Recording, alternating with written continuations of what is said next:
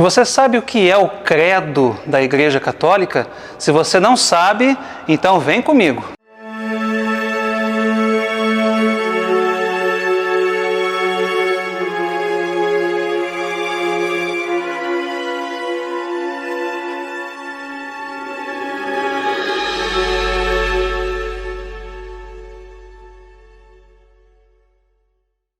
Olá, salve Maria! Sejam muito bem-vindos ao programa Nossa Igreja Católica.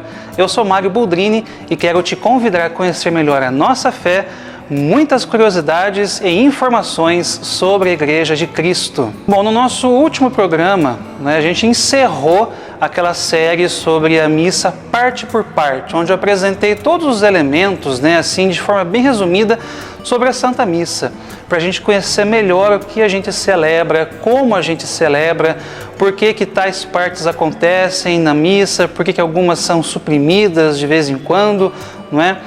E eu fiquei de apresentar para vocês, então, sobre o credo, sobre a profissão de fé, quando eu disse que nós temos dois credos dentro da Igreja Católica, que é o símbolo dos apóstolos e o símbolo niceno-constantinopolitano, sendo que este último a gente só proclama ele, professa ele em missas mais solenes, não é? Mas por que nós temos esses dois credos? Então, para responder essa pergunta, eu vou recorrer ao Catecismo da Igreja Católica. Muito bem, dentro do Catecismo, aqui na segunda seção, nós falamos sobre a profissão de fé cristã e os símbolos da fé. Então, a partir do capítulo 185, o Catecismo começa a falar sobre a profissão de fé e sobre o símbolo dos apóstolos, o símbolo niceno-constantinopolitano e outros credos também menos conhecidos, mas que também existem dentro da Igreja Católica, não é? Se você não sabia, você fique sabendo que nós temos outros credos, outros textos para nós professarmos a nossa fé. Porém, é costume geral na liturgia atual que nós proclamemos o símbolo dos apóstolos, tá? E também o símbolo niceno-constantinopolitano. Como eu já disse, este último é apenas em missas mais solenes ou quando há a necessidade de nós reafirmarmos elementos dentro dos artigos de fé dele que ajudam a gente a compreender melhor o que nós estamos celebrando naquele momento. O capítulo 186, então, vai dizer assim para a gente, desde a origem, a Igreja Apostólica exprimiu e transmitiu sua própria fé em fórmulas breves e normativas para todos. Mas já muito cedo a Igreja quis também recolher o essencial de sua fé em resumos orgânicos e articulados, destinados, sobretudo, aos candidatos ao batismo. Ou seja, aqueles que são candidatos ao batismo, no caso, não bebês, mas os adultos, os catecúmenos que vão ser batizados, eles devem professar a sua fé para exprimir aquilo que eles acreditam, Eles professam a fé publicamente, para que todos os que estão participando e assistindo o batismo dele possam compreender que ele acredita naquilo que ele está dizendo. Porque ninguém pode ser batizado, assim, no caso depois de adulto, sem que acredite piamente naquilo que está sendo feito, naquilo que ele acredita, porque quando a gente batiza uma pessoa já adulta, essa pessoa passa por um processo de conhecimento da fé católica para que ela então possa professar publicamente tudo aquilo.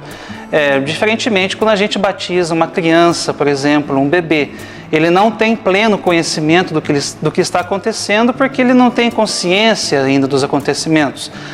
Mas ele, na sua fé, quando ele crescer, daí sim, ele vai para a catequese e vai compreender o sentido do batismo, tá? Essa é a diferença principal entre um batizado de um adulto e um batizado de uma criança, tá? Só para a gente poder compreender aqui. Nesse sentido de que o adulto batizado, ele deva expressar publicamente a sua fé perante toda a comunidade. Também no parágrafo 186, nós temos a citação de São Cirilo de Jerusalém, que foi um grande santo da Igreja Católica, um padre da Igreja, que diz o seguinte: Esta síntese da fé não foi elaborada segundo as opiniões humanas, mas da Escritura inteira recolheu-se o que existe de mais importante para dar na sua totalidade a única doutrina da fé. E assim como a semente de mostarda contém em um pequeníssimo grão um grande número de ramos, da mesma forma, este resumo da fé encerra, em algumas palavras, todo o conhecimento da verdadeira piedade contida no Antigo e no Novo Testamento. Ou seja, a Igreja não inventou aquilo que a gente professa, não é? A nossa profissão de fé contém todos os elementos retirados da Sagrada Escritura, não é? Tudo aquilo que Jesus disse, tudo aquilo que Jesus fez, tudo aquilo que Jesus pede para a gente está contido nos artigos de fé do nosso credo. No caso, o símbolo dos apóstolos contém 12 artigos de fé. E se a gente analisar o texto que nós professamos, tudo aquilo está retirado da Sagrada Escritura. E o Catecismo continua dizendo para a gente, no parágrafo 190, que a profissão de fé ela é construída em 3 partes, não é? Primeiro nós falamos a profissão em Deus Pai, segundo a profissão em Deus Filho e em terceiro lugar a profissão de fé no Espírito Santo. Então cada uma das pessoas da Santíssima Trindade está inserida em momentos dentro do credo, primeiro ao Pai, segundo ao Filho e depois ao Espírito Santo. E cada um dos artigos de fé faz ligação às 3 pessoas da Santíssima Trindade e aquilo que elas representam para nós. Nós vamos para um breve intervalo comercial e voltamos daqui a pouquinho com nossa Igreja Católica. Fique aí!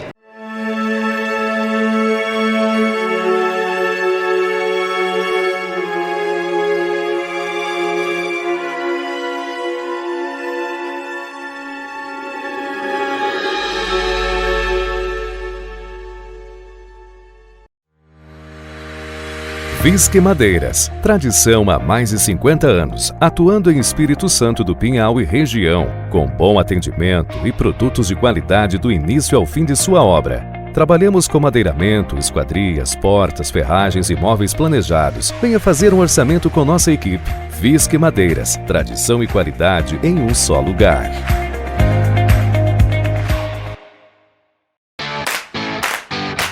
Facanale Veículos, carros seminovos e 0 km de todas as marcas e modelos num só lugar. As melhores condições, as melhores trocas e taxas de financiamento e um atendimento nota 10 você encontra aqui. Pare de perder tempo, vem agora para Facanale Veículos. Estamos presentes em todas as mídias sociais. Acesse Facanale Veículos e garanta o melhor negócio.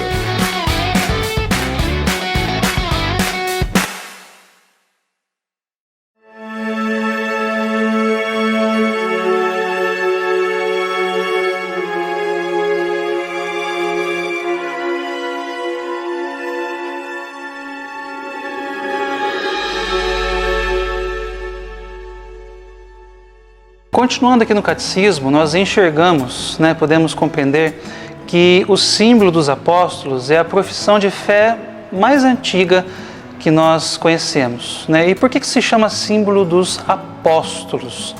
Porque foram os apóstolos primeiro que confirmaram a nossa fé. Jesus enviou os 12 apóstolos e também a partir dos seus atos, a partir das suas ações, é que nós começamos a constituir a nossa igreja, A partir de cada momento que eles tiveram na sua vida, em particular nos lugares em que eles morreram, e constituíram ali a semente de novos cristãos, nós podemos compreender no que se baseia a nossa fé. Então é por isso que é chamado símbolo dos apóstolos. E o parágrafo 192 vai dizer o seguinte: as profissões ou símbolos da fé têm sido numerosos ao longo dos séculos e em resposta às necessidades das diversas épocas. Os símbolos das diferentes igrejas apostólicas e antigas, o símbolo quiconque, que foi dito de Santo Atanásio, nós temos as profissões de fé de certos concílios.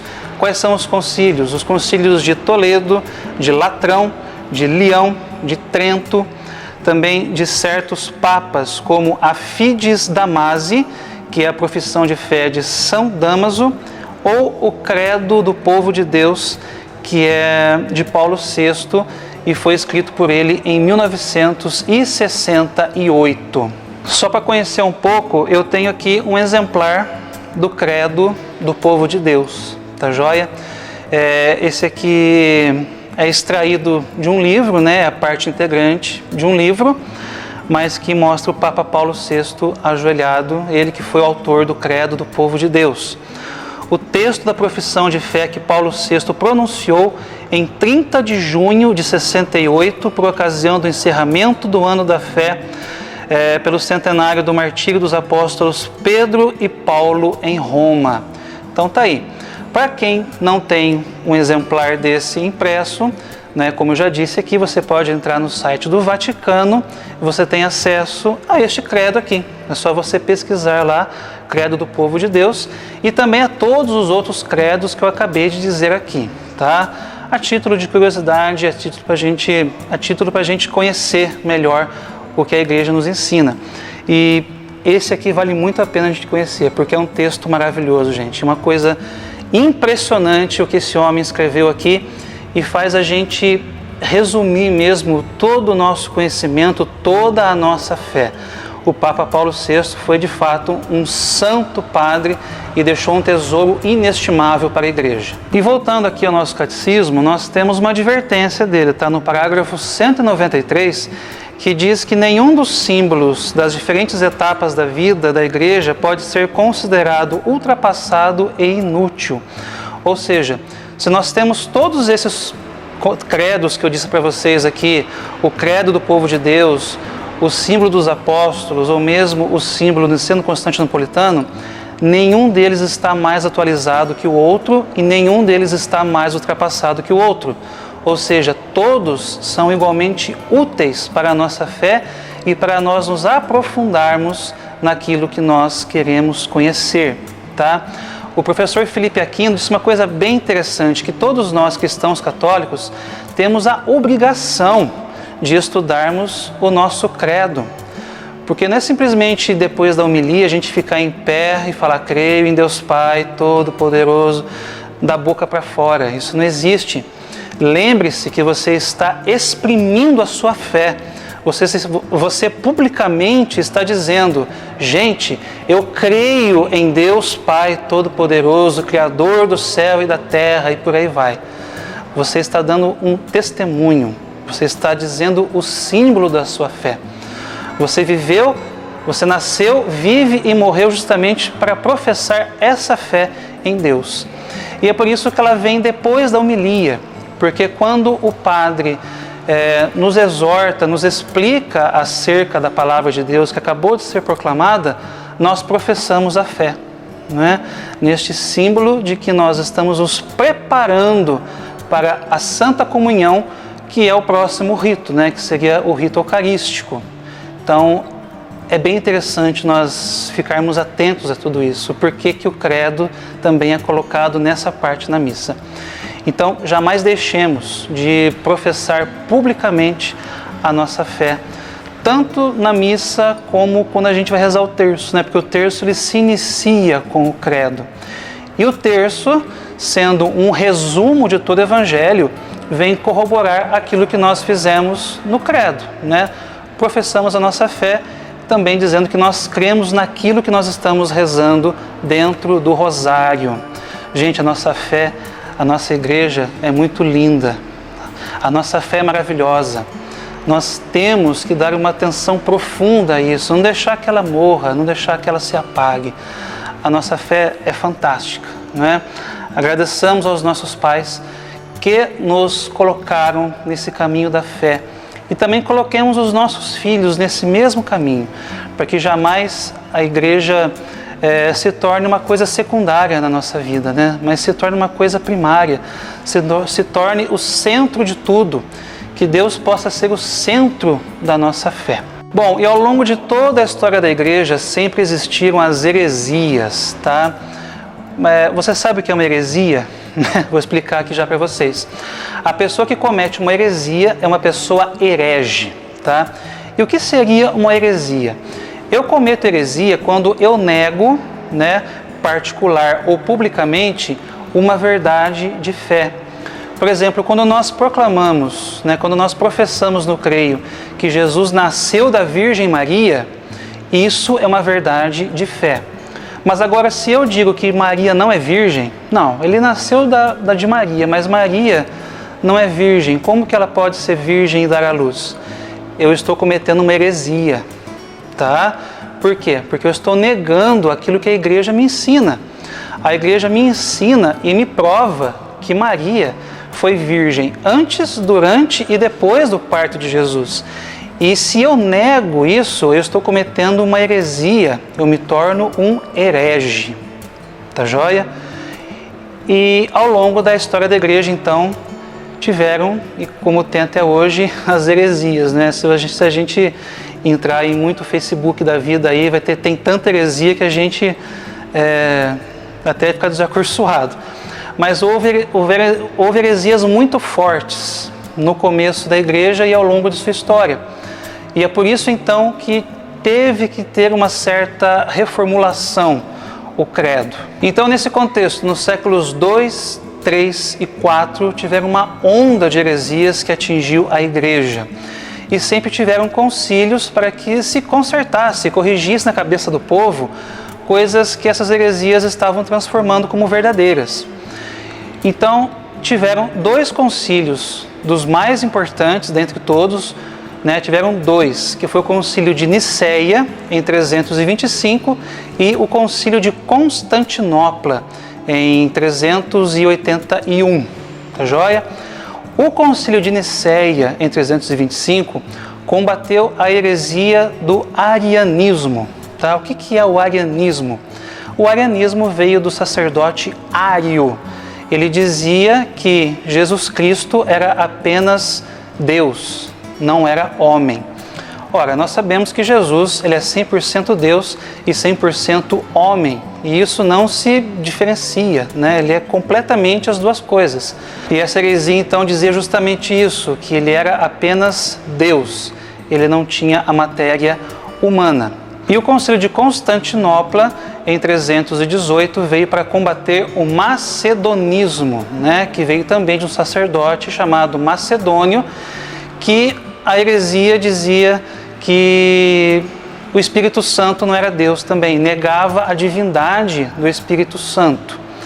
Então, dentro desses 2 concílios, então, surgiu o credo, que é o símbolo niceno-constantinopolitano, que veio para tirar da cabeça do povo os conceitos do arianismo e do macedonismo, ou seja, para que o povo entendesse que Jesus também era humano, além de ser Deus, e para o povo entender também da divindade do Espírito Santo.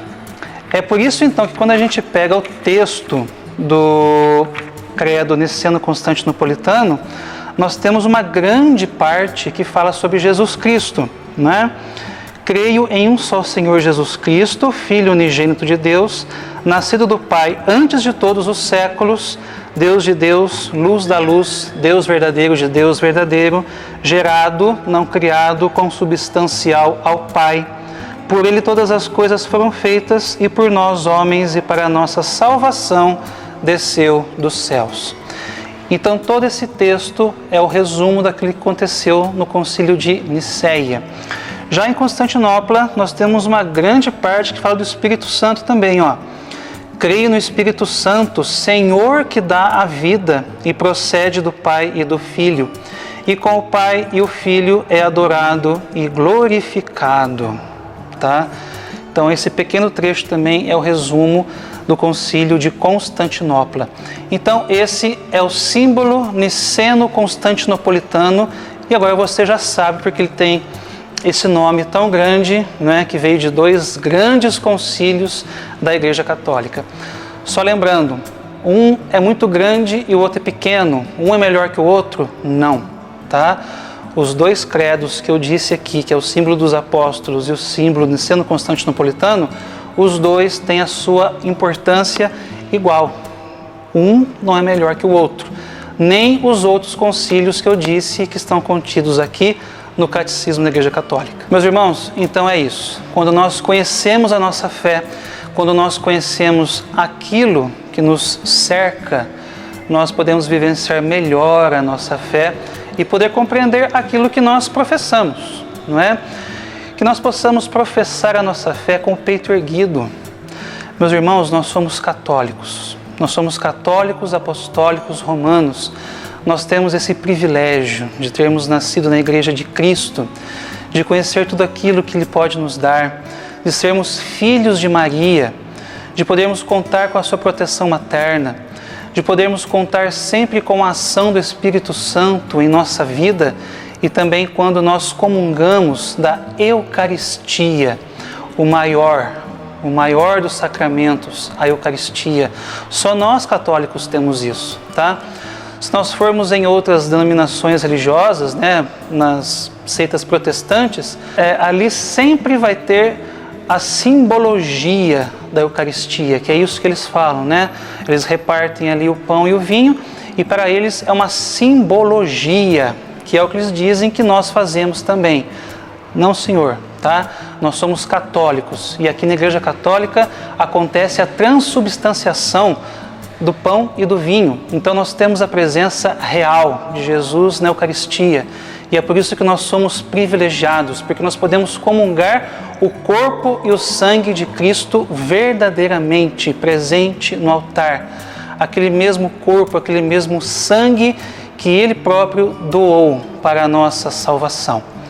Sejamos então, meus irmãos, católicos de fato.